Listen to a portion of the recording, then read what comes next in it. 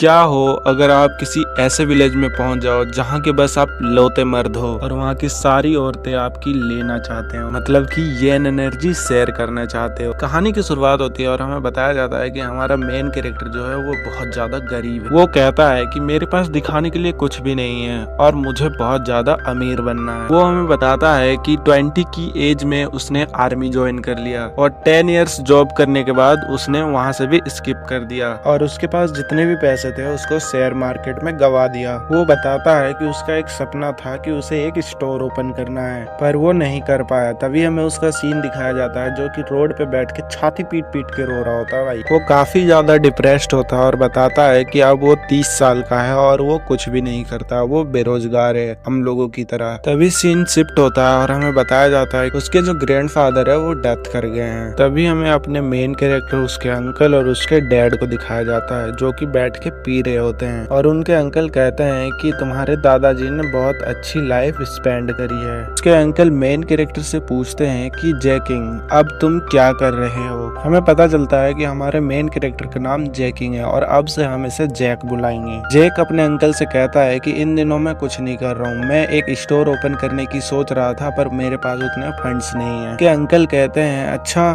तो तुम्हारे दादाजी का स्टोर का क्या, तुम उसे क्यों नहीं चलाते। जैक को याद आता है कि उसके दादाजी के पास एक स्टोर था और वो अपने अंकल से पूछता है क्या मैं उसे चला सकता हूँ। उसके अंकल कहते हैं क्यों नहीं, तुम गांव आके उसे पक्का चला सकते हो। जैक कहता है कि एक पुराना स्टोर, वो भी मेरे दादाजी का, और वो भी उनकी यादों के साथ, मैं इसे पक्का चलाऊंगा। तभी सीन शिफ्ट होता है और हमें गांव का सीन दिखाया जाता है। जैक गांव पहुंचता है तभी उसे कोई हेलो बोलता है और हमें दिखाया जाता है कि वो उसकी आंटी थी जो कि उसे वेलकम करने आई थी। तभी हमें उसकी आंटी को दिखाया जाता है। इसकी माँ का भैंसत क्या बवाल आंटी है भाई। जैक हमें बताता है कि जब तक उसे कोई घर नहीं मिल जाता रहने के लिए तब तक वो अपने अंकल आंटी और दादी के साथ रहेगा। तभी उसकी आंटी उसको घर के अंदर लेके जाती है और उसे अपना कमरा दिखाती है और वो कहती है कि अब आप रेस्ट कर सकते हो और जब खाना तैयार हो जाए तो मैं आपको बता दूंगी। तभी वो थोड़ा सा रेस्ट करता है और स्टोर की तरफ जाता है जहाँ उस दादी अम्मा काम कर रही थी। जैक जाता है और अपनी दादी की हेल्प करता है। तभी उसे डोर पे एक बोर्ड दिखता है जिसमें लिखा होता है कि द होल इज क्लोज्ड। वो अपनी दादी से पूछता है कि दादी ये क्या है।